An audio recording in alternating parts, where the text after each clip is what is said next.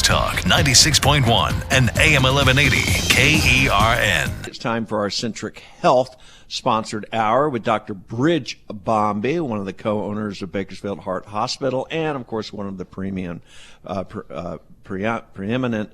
cardiologists in town. Dr. Bombay, how are you, sir?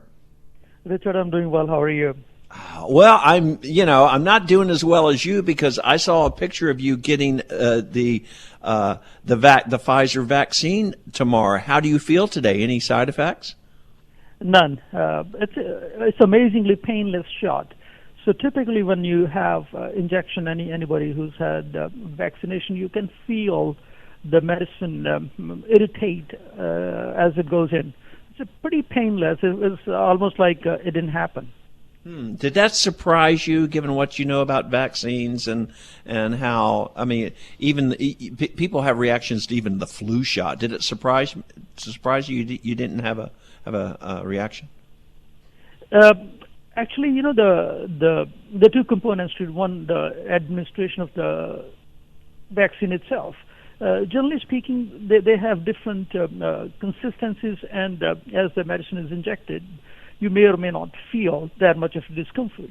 Because this is mRNA-based, this is the first time this kind of vaccine has been made. It was interesting to have that experience, that it's essentially painless administration of the vaccine. But the side effects you're alluding to are generally in the form of local soreness and flu-like symptoms, myalgias, muscle pains, chills, fever, stuff like that. That to each his own, and generally it affects 10 to 15% of the people. For instance, my son Neil, who's a fellow in cardiology in LA, he got the vaccine a day before I did because he's in CCU, rotating through CCU, and he had a rough night. He had fever and chills. Oh, he did? I didn't know anything. It didn't bother me a bit. Okay, all right, but he's fine now. Oh yeah, he's fine now. It's a small investment towards staying healthy. Yeah, absolutely. Can you tell me, Dr. Bombay, how this works? Because we know that you're going to have to go back in 3 weeks for a second one. How do they track that? How do they? I mean, for example, when your 3 weeks passes, how will you know where to go? Do you get a card or something? Is this registered? Are you like put into a system, or how is this going to work? So a couple things. First, the rationale behind booster dose is that our body, when the first dose is administered, starts manufacturing antibodies. The second dose is called anamnestic reaction. There is a much more amplified response from the body. So the second dose actually builds on the first dose, creating a much better immune response. Generally speaking, the booster dose is given 6 to 8 weeks after. And the question I don't have an answer to is, why did they compress that dimension? Ideally, that separation should be 8 weeks or more. But in this case, given the pandemic, I think they compressed the time dimension, and even then, 3 weeks for the Pfizer vaccine separation and 4 weeks for the Moderna separation produce an immune response that's very impressive. But to answer your question, yes, every person that's vaccinated is given a date and time stamped card. So because I'm pretty forgetful, I lose things. I put it in my cell phone. I will know, put it in my calendar, so I'll know that 3 weeks are up. But there will be some logistical challenges because it's hard for 300 million people, or however 100 million people will volunteer to get the vaccine, to have a correct date. But I don't think that you have to stick to the calendar to the day. Even if you're a few days, a week or two on either side, it should be okay. I was worried. I mean, I was wondering about that because obviously there's enough people, millions of people who would love to queue up to take it, and then you're going to be ready for your second one, and will there be enough of supply to satisfy the demand from the people who want the first one and those who are queuing up for the second one, which leads to this question, Dr. Bombay. Are the dosage levels of both vaccines the same, but it's the body's reaction that is different? The dosage levels are different for both the vaccines. So basically, what they did is that when the genome of COVID was displayed on January 11th by China, both Moderna and BioNTech went to work, and they had different mRNAs that were synthesized. They were configured on the computer, and they're eventually synthesized. So the vaccine that comes from BioNTech that's disseminated through Pfizer is different mRNA than the Moderna. But from the efficacy standpoint and the safety standpoint, they're essentially similar. The dose of BioNTech, the one that I took, is slightly lower than the Moderna. But that doesn't mean a thing because the potency, the effectiveness is similar. That's interesting. And did you guys at Bakersfield Heart Hospital, did you receive enough vaccine to immunize all of your employees and everybody you needed to? No, not yet. Okay. So we're expecting that there will be staggered deliveries, and the part of the demand and supply equation may be balanced for wrong reasons, that some people may elect not to participate in vaccination for various reasons. For now, the requirement for vaccination for the frontline workers is not mandatory. Okay. Now, are you will the Heart Hospital, or are you aware of any hospitals? I mean, are you guys thinking about making this mandatory for employees or certain employees? I don't think we have the luxury of doing that because understand we are always undersupplied by essential workers. That includes the nurses and the techs. And if we create another impediment and there's a flight of essential workers, that will be counterproductive. That would have to come from CDC or state. Okay. That's not something we are empowered to impose. Yeah, I'm curious about that because you and I have talked at length on when you come on the show about the percentage of people, upwards anywhere from 40 to 50% of American adults who say they're either going to not take it or they're hesitant about it. Do you know what percentage of your employees over there opted out? I was scared that you would ask me that question, so I tried to get a number on that. I didn't get a number on that. Okay. But my intuition is that more than this is again my intuition. I will confirm the numbers next time I'm on the show. My intuition is that 80+% people will take it because the people who are in healthcare tend to be a little different than people who don't have the healthcare exposure. Interesting. Okay. All right. Very good. We're talking to Dr. Bridge Bomby here, who got his shot of the Pfizer vaccine yesterday. Dr. Bomby, you said that you had kind of a curious story about looking at vaccines in a historical context in this country. Can you share it with us?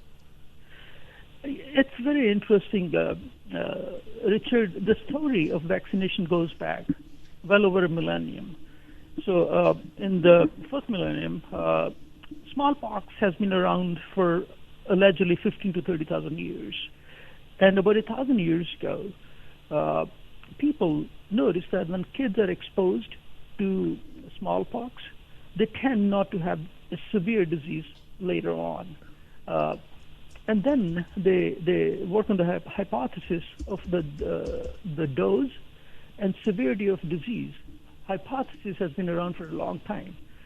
But 1,000 years ago, in India and China, people would take the scabs of the smallpox and allow the kids to inhale that in a way to protect them from the hazards of the disease. Inhale what? The scabs of the scabs? Yes. Oh. So they break the scabs. They would let them inhale. So they have a smaller exposure. So the dose of the smallpox is administered, but it's a smaller scale. So they will have a smaller or a less severe version of smallpox. but avoid a more serious disease downstream. And then they tried to develop on that, and they started taking a little bit of pus from the pustules and scratch it in the skin.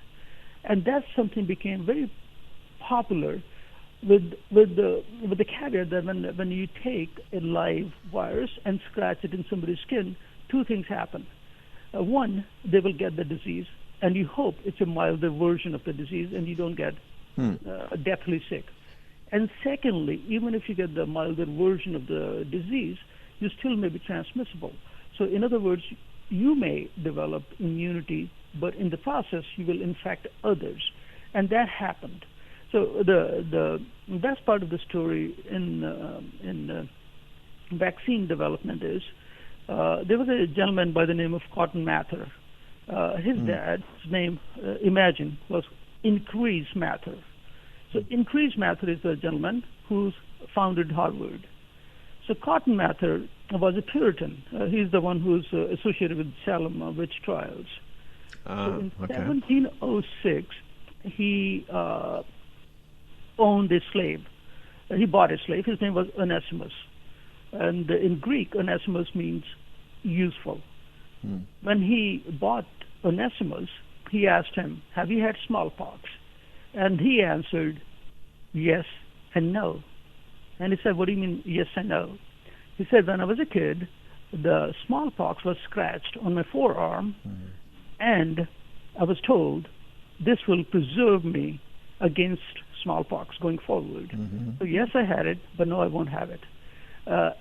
And Cotton Mather was duly impressed.